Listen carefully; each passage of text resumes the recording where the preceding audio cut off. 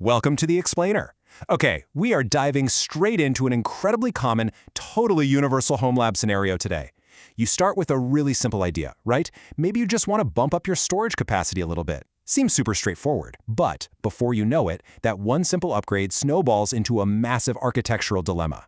Today, we're taking a look at a classic example of this with a Dell R430 server, and we're going to see how a seemingly innocent storage upgrade forces us into a corner, making us choose between short-term convenience and building a truly resilient system. Man, if that doesn't hit the nail on the head, we have literally all been there. You slot in a new drive, and suddenly you're not just managing some files anymore. You're managing this precarious, wobbly stack of hardware choices. It stops being a small task because every single drive you add physically changes the limitations of the chassis itself, not to mention the logical structure of your entire environment. So, you've got to ask, how exactly does tossing in one 8TB drive turn into a full-blown design fight? Well, throughout this explainer, we're going on a bit of a journey, pitting those quick, short-term conveniences against the long-term goal of actual, resilient design. Because here's the truth. When we just throw parts at a problem, we aren't really designing anything. We're just reacting. And when you're working inside a tight one-use server chassis, reacting quickly is a surefire way to paint yourself right into a corner. Part 1. The Add-a-Disk Trap. Let's look at the messy reality of organic server growth. On this R430, we've got a 232GB SSD just sitting there in Bay 1, handling the Proxmox boot duties. Then we've got a small NVMe drive on a PCI riser for some fast VM disks. And way over in Bay 4, there's an 8TB spinning disk holding existing data that's being served up by a Samba container. Now the glaring issue here is Bay 1. In a compact 1U server, you only get 4 front hot swap bays. Using one of those premium slots for a tiny little boot drive, it's a huge limitation. It completely chokes the server's future expansion before we've even started doing anything fun. When you're staring at this layout, your brain naturally looks for the easy way out. The immediate thought is, hey, let's just keep that 8TB drive exactly as it is. Maybe add a couple of 4TB drives in a RAID 1 for some safety, or jump to RAID 0 for speed. Or even better, let's just buy 2 more 8TB drives and slap the whole thing into a hardware RAID 5. I know, it sounds incredibly flexible, but honestly, this flexibility is a trap. If you go down these paths, you end up creating what are essentially awkward capacity islands. You're assembling a storage layout out of leftovers, slowly building yourself a museum of compromises instead of a cohesive architecture. Which brings us to Part 2, reclaiming those premium drive bays. Okay, this is where we need to respect the hardware. The absolute smartest, most server-specific advice you can get for this Dell R430 is to drop in a Dell BOSS card. If you're not familiar, BOSS stands for Boot Optimized Storage Solution, and it is a total game changer. It moves the operating system, Proxmox in our case, completely off of those front hot swap bays. Boom! You instantly stop wasting a premium drive bay on your OS. You're no longer inventing weird storage layouts in the abstract. You are actually using the chassis exactly the way the engineers meant for it to be used. And the result of doing that is brilliantly simple. 4. By putting in that BOSS card, we suddenly have all 4 front slots entirely open and waiting for us. We're not trying to awkwardly jigsaw storage around a boot drive anymore. Now we've got a completely blank canvas to run 4 identical 8TB drives straight across bays 1 through 4. Part 3. A classic IT debate. ZFS versus hardware RAID. Look, on one side, you have the old-school comfort of hardware RAID 5.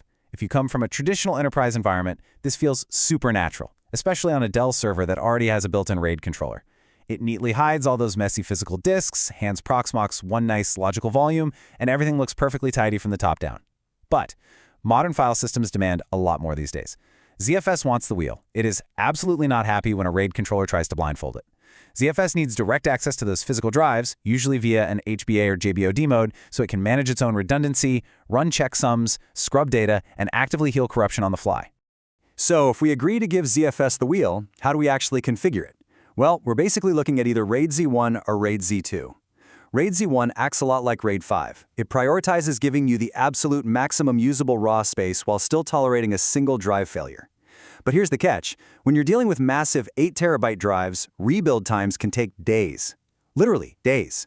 And that is exactly where RAID Z2 comes in. Yes, you sacrifice a bit more capacity, but you can tolerate 2 simultaneous drive failures. When you have drives this large, going with RAID Z2 isn't paranoia, it's sleep insurance.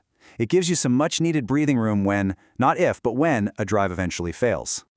When you visualize it like this, a 4-disk ZFS pool is vastly cleaner and just so much easier to reason about than having random capacity islands floating around. Whether you decide to allocate that overhead for the raw capacity of RAID Z1 or the rock-solid safety of RAID Z2, the logical structure of your server is now totally unified. No more fragmented messes of leftover disks. You have one cohesive, resilient pool of storage, directly managed by an incredibly advanced file system. Part 4. The existing data dilemma. All right, let's address the elephant in the room. What do we do about all the data that is already sitting on that one single 8 terabyte drive we have over in Bay 4? I mean, it's happily serving files right now. It feels so incredibly tempting to just leave it alone. And right here is the hardest truth of server architecture. Nobody, and I mean nobody, loves the sentence, destroy the data and restore it. It's emotionally painful, honestly. But holding on to your current data layout just to save yourself a weekend of copying files, that is a massive liability. Assuming you have backups, and let's be clear, you absolutely must have backups, the smartest move is to stop treating that existing drive like it's sacred. Wipe it. Bring it completely into the new 4-drive ZFS pool. Yes, it is a painful one-time copy back, but it permanently prevents you from building your entire future infrastructure around the legacy formatting of one single disk. And why is this so critical? Because we really need to differentiate between streaming media files and actual critical data. VM backups are recovery objects. If your Proxmox host suddenly dies, you need those backups to be absolutely 100% trustworthy. Storing your VM backups on a single standalone 8 TB drive inside the exact same server they're backing up, that's not a strategy, that's just a prayer. It might save you from accidentally deleting a file, but it will do absolutely nothing to protect you against a controller failure, a power surge, or the drive itself just dying. The new internal ZFS pool we're building is just local staging. True backups mean getting your copies completely off that server, onto external drives or a NAS. Part 5. The shiny GPU distraction. So, sitting inside this server is an NVIDIA Tesla P4 GPU. It's cheap, it fits the low-profile chassis perfectly, and man, it just begs you to run experiments on it. You can use it for handbrake transcoding, you can accelerate a jellyfin container, or maybe even run some lightweight AI inference. It is a fantastic lab toy. But we have to be real, it is not a magic wand. Adding it means you're adding driver management, extra heat, and airflow concerns into a densely packed one-use server. The big takeaway here, don't let the shiny GPU distract you from your boring but absolutely critical storage mission.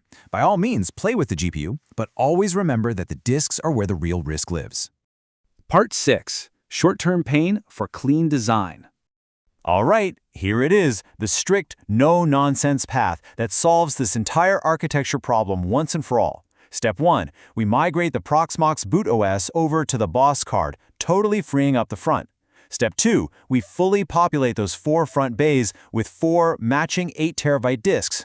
Step 3. We let ZFS take the wheel and build a beautifully clean, resilient pool. And finally, step 4, we bite the bullet, wipe the old disk, and restore our existing data from our external backups right onto the new array. Just look at how this completely transforms the server. We go from this random pile of assigned drives to a tight system where every single component has a very clear, specific job. Proxmox lives safely on the BOSS card. That internal NVMe handles all of our hot, latency-sensitive virtual machines. Our brand new 4x8 terabyte ZFS pool provides massive, self-healing storage for all our bulk data and local backup staging, and those external drives, they serve their true purpose for actual off-site disaster recovery. It is just a beautifully balanced, purpose-driven architecture. I think this quote perfectly sums up our core philosophy for today.